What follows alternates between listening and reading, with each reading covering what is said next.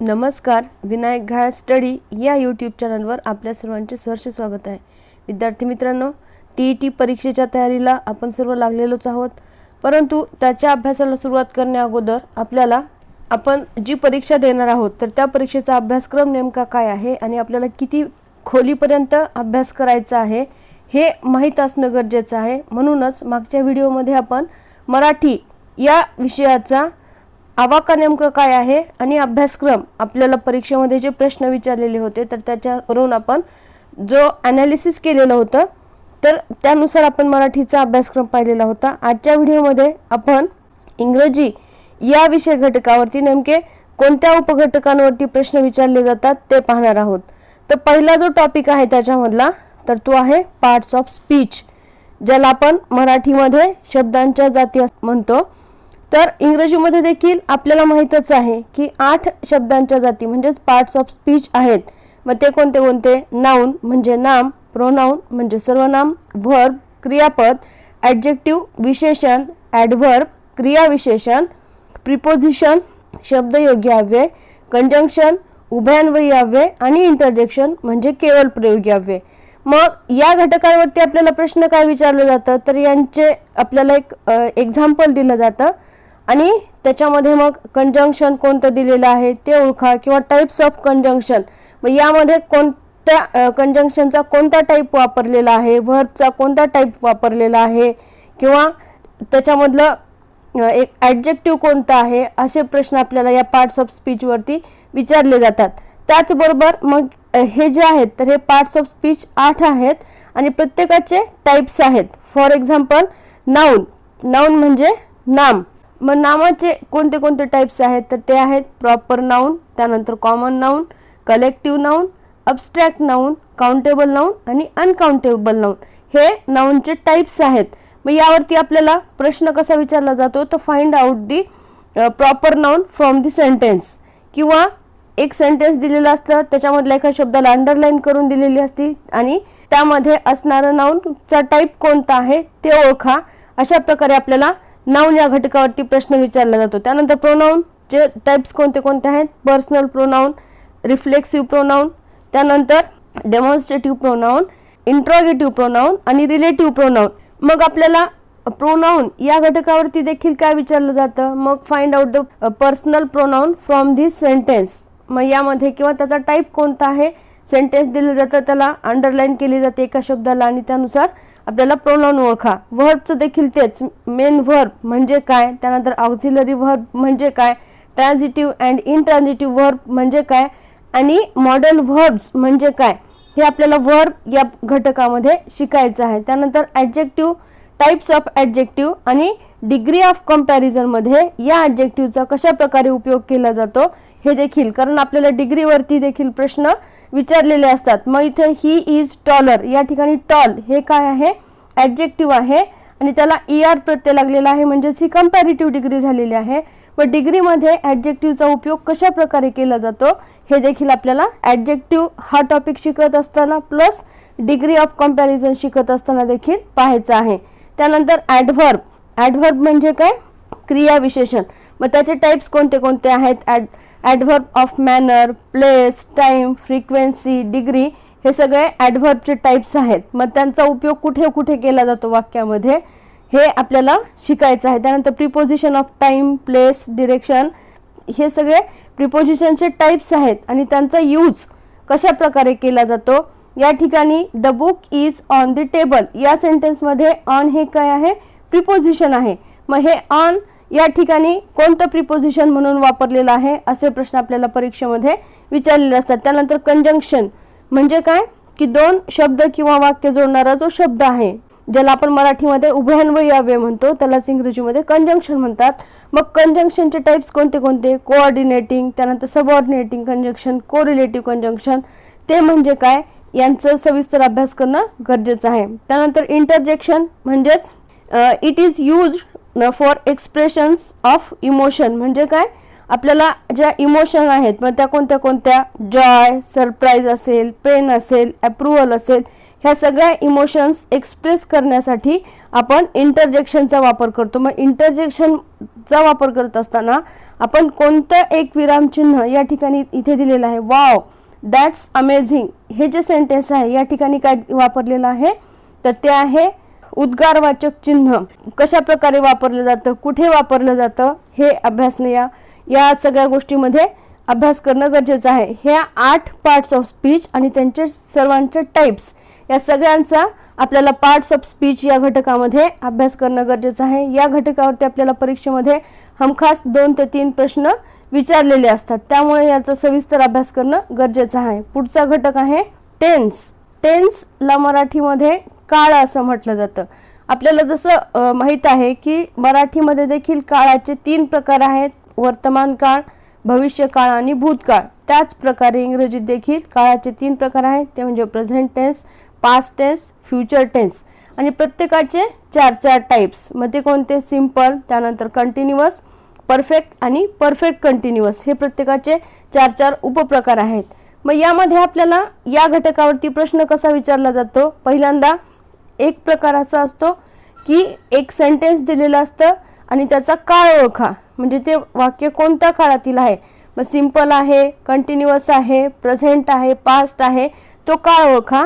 त्यानंतर दुसरं असतं की आपल्याला चेंज करायचं असतं, इंटरचेंज करायचं असतं. म्हणजेच काय, सिंपल प्रेझेंट टेन्सचं वाक्य असेल तर प्रेझेंट कंटिन्युअसमध्ये चेंज करा किंवा पास्ट कंटिन्युअसमध्ये चेंज करा, असा देखील प्रश्न आपल्याला विचारलेला असतो. फक्त या ठिकाणी आपल्याला फायदा एकच आहे की आपल्याला त्या ठिकाणी सेंटेन्सेस दिलेले असतात, फक्त त्याच्यातील योग्य उत्तर शोधायचं आहे. म्हणजे तिथे वाक्यरचना आपली चुकली आहे का, बरोबर आहे का, करताना आपल्याला कोणते बदल करायचे आहेत, हे फक्त आपल्या डोक्यात असणं गरजेचं आहे. तिथून आपल्याला सगळे पर्याय उपलब्ध असणार आहेत, त्यातून फक्त योग्य पर्यायाची निवड करणं गरजेचं आहे. म्हणून आपल्याला हे फक्त याचे नियम माहीत असणं गरजेचं आहे. मग सिंपल प्रेझेंटमधून पास्टमध्ये चेंज करताना त्याच्यामध्ये काय काय बदल होतो, क्रियापदामध्ये काय बदल होतो, त्यानंतर कर्त्यामध्ये काही बदल होतो का, हे अभ्यासणं या ठिकाणी गरजेचं आहे. त्यानंतर पुढचा घटक आहे तो म्हणजे आर्टिकल्स. आर्टिकल्सला मराठीमध्ये उपपदे असे म्हटलं जातं. आर्टिकल्स किती आहेत, इथून सुरुवात होते. मग आर्टिकल्स 3 आहेत. त्यामध्ये सुद्धा एक डेफिनेट आर्टिकल आहे, 2 इनडेफिनेट आर्टिकल आहे. 2 इनडेफिनेट आर्टिकल कोणते, ए आणि ॲन, आणि दी हे काय आहे, डेफिनेट आर्टिकल. मग त्याला डेफिनेट आर्टिकल का म्हटलं जातं, त्याचा उपयोग कुठे होतो, आणि मग हे दोन्ही आर्टिकल्स वापरण्याचे जे नियम आहेत तर ते आपल्याला माहीत असणं गरजेचं आहे. पुढचा जो घटक आहे तो म्हणजे व्हॉइस, चेंज द व्हॉइस. यालाच मराठीमध्ये आपण प्रयोग असं म्हणतो. मग या ठिकाणी व्हॉइसचे इंग्रजीमध्ये 2च प्रकार आहेत. आपल्याला मराठीमध्ये प्रयोगाचे 3 प्रकार आहेत, कर्तरी प्रयोग, कर्मणी प्रयोग आणि भावी प्रयोग. तर इंग्रजीमध्ये ॲक्टिव्ह व्हॉइस आणि पॅसिव्ह व्हॉइस असे 2च प्रकार आहेत. मग ॲक्टिव्ह व्हॉइसचं पॅसिव्ह व्हॉइसमध्ये रूपांतर करत असताना कोणते कोणते बदल होतात वाक्यामध्ये ते अभ्यासणं गरजेचं आहे. त्याचा काळ कसा बदलतो, त्याचा कर्ता कसा बदलतो, हे पाहणं गरजेचं आहे. त्याचबरोबर परीक्षेमध्ये आपल्याला काळाच्या बाबतीत म्हणजेच टेन्सच्या बाबतीत जसं म्हटलं की आपल्याला वाक्य चेंज करायचं असतं, त्याच पद्धतीने आपल्याला change the sentence into passive voice or active voice. म्हणजे ॲक्टिव्ह व्हॉइसचं वाक्य दिलं असेल तर पॅसिव्हमध्ये चेंज करा असं म्हटलं जातं. मग त्याचं करेक्ट स्ट्रक्चर कोणतं आहे ते शोधा असा प्रश्न विचारला जातो, किंवा हे वाक्य कोणत्या व्हॉइसचं आहे असा प्रश्न त्या ठिकाणी विचारला जातो. त्यानंतर डायरेक्ट अँड इनडायरेक्ट स्पीच, मग त्याचे रूल्स काय आहेत. त्याच्यानंतर मग स्टेटमेंट्सचं डायरेक्ट इनडायरेक्ट कशा प्रकारे होतं, क्वेश्चन्सचं डायरेक्ट इनडायरेक्ट कशा प्रकारे होतं, कमांड्सचं डायरेक्ट इनडायरेक्ट करत असताना कोणते बदल करावे लागतात, हे या घटकामध्ये आपल्याला पाहायचं आहे. त्यानंतर सेंटेन्स म्हणजे टाइप्स ऑफ सेंटेन्स. मग त्याच्यामध्ये assertive sentence, interrogative sentence, imperative sentence. Assertive म्हणजे विधानार्थी वाक्य, इंट्रोगेटिव्ह म्हणजे प्रश्नार्थक वाक्य, इम्परेटिव्ह म्हणजे आज्ञार्थी वाक्य, आणि एक्सक्लेमेटरी सेंटेन्स म्हणजे उद्गारार्थी वाक्य. त्याचबरोबर साधे वाक्य, संयुक्त वाक्य आणि मिश्र वाक्य, ज्याला आपण सिंपल, कॉम्प्लेक्स आणि कंपाऊंड सेंटेन्स हे देखील आपल्याला या सेंटेन्सेसमध्ये असतात. मग त्याला चेंज करायचं असतं किंवा शोधायचं असतं. त्यानंतर पुढचा आहे मॉडेल्स. हा व्हर्बचा टाईप आहे. कॅन, कुड, मे, माइट, मस्ट, शाल, शूड, विल, वुड हे काय आहेत, मॉडेल्स आहेत. आणि मग यांचा उपयोग कुठे कुठे केला जातो वाक्यामध्ये, कशा प्रकारे केला जातो यावर आपल्याला परीक्षेमध्ये हमखास एक प्रश्न असतो. त्यानंतर सेंटेन्सेसवर एक प्रश्न असतो. डायरेक्ट इनडायरेक्ट स्पीचवर देखील एक प्रश्न हमखास विचारलेला असतो. त्यामुळे यांचा अभ्यास व्यवस्थित करणं, त्याचे रूल्स काय आहेत ते समजून घेणं आपल्यासाठी परीक्षेच्या दृष्टीने खूप महत्त्वाचं आहे. त्यानंतर डिटरमायनर्स म्हणजे काय आणि त्यांचा वाक्यामध्ये वापर कशा प्रकारे केला जातो. आर्टिकल्स आहेत डिटरमायनर्स म्हणून, त्यानंतर डिमॉन्स्ट्रेटिव्हज आहेत, त्यानंतर पॉझिटिव्ह प्रोनाउन्स जे आहेत ते आहेत, क्वांटिफायर्स जे आहेत तर ते डिटरमायनर्स म्हणून काम करतात. मग ते कशा प्रकारे काम करतात हे आपल्याला या घटकाचा अभ्यास करत असताना पाहावं लागणार आहे. त्यानंतर पुढचा जो भाग आहे तो म्हणजे पंक्च्युएशन मार्क्स, ज्याला मराठीमध्ये आपण विरामचिन्हे असं म्हणतो. मग त्यामध्ये इंग्रजीमध्ये कोणते कोणते पंक्च्युएशन मार्क्स आहेत तर ते सर्वच मराठीमध्ये जे आहेत ते फुल स्टॉप, त्यानंतर कॉमा, ॲपॉस्ट्रॉफी, त्यानंतर क्वेश्चन मार्क, एक्सक्लेमेशन मार्क, त्यानंतर double inverted comma, single inverted comma. मग त्यांचा वापर कशा पद्धतीने केला जातो, कुठे केला जातो. मग आपल्याला मराठीमध्ये जसं वाक्य दिलेलं असतं की योग्य विरामचिन्हांचा वापर करून लिहिलेलं वाक्य शोधा, त्याच प्रकारे आपल्याला इंग्रजीमध्ये देखील योग्य विरामचिन्हांचा वापर केलेलं वाक्य आपल्याला त्या ठिकाणी शोधायचं असतं. त्यानंतर कंडिशनल सेंटेन्सेस ते कोणते कोणते आहेत त्यालाच इफ सेंटेन्सेस असं म्हटलं जातं. मग त्याचे टाईप 1, 2, 3 असे जे आहेत तर ते, आणि मग त्याच्यामध्ये काय काय फरक आहे हे या ठिकाणी अभ्यासणं गरजेचं आहे. त्यानंतर डिग्रीज ऑफ कंपॅरिझन, मग कोणत्या कोणत्या डिग्रीज आहेत, पॉझिटिव्ह डिग्री, कंपॅरेटिव्ह डिग्री आणि सुपरलेटिव्ह डिग्री.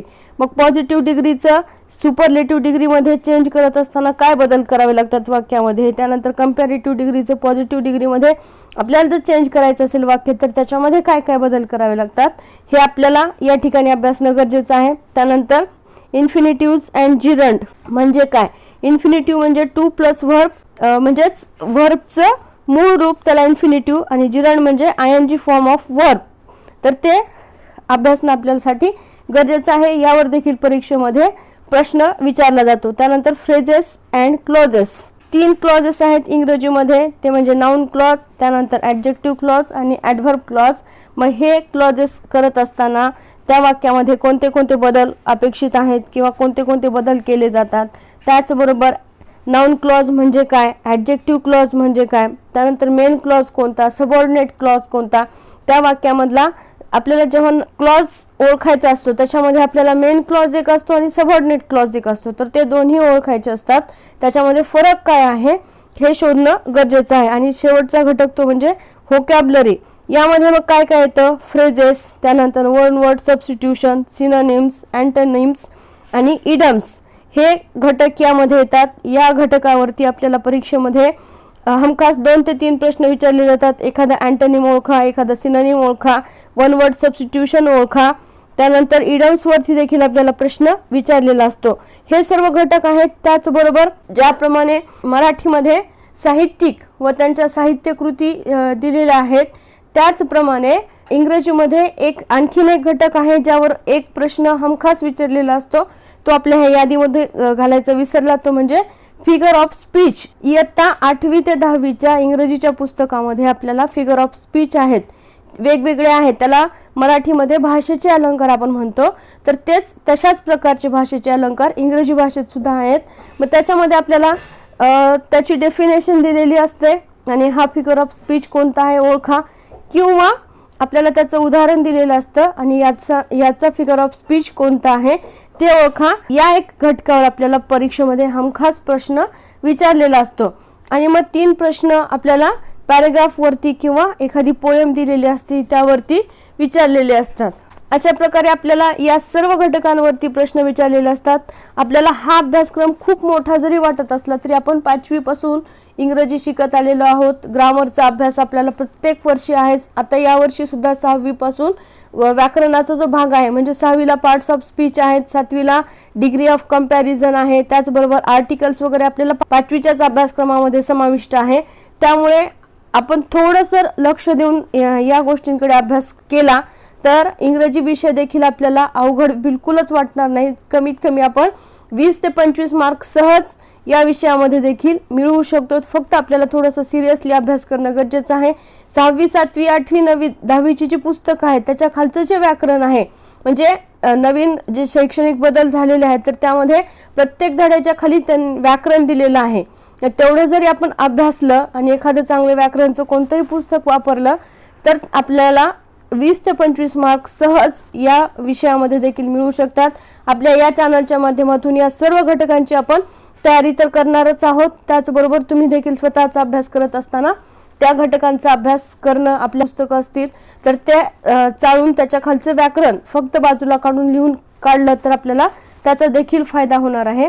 त्यामुळे आपण अभ्यासाला आता सिरियसली लागलं पाहिजे, कारण जवळपास 70 दिवसांचाच वेळ शिल्लक राहिलेला आहे आणि एवढ्या वेळामध्ये आपल्याला सर्व विषय आपले कव्हर करायचे आहेत. म्हणूनच आपण जर चॅनलला सबस्क्राईब केलं नसेल तर सबस्क्राईब करा आणि जर आपल्या काही सूचना असतील TET परीक्षा किंवा इतर स्पर्धा परीक्षांच्या बाबतीत तर आम्हाला कमेंट बॉक्समध्ये नक्की कळवा आणि हा व्हिडिओ जास्तीत जास्त आपल्या मित्रमैत्रिणींना शेअर करा. धन्यवाद.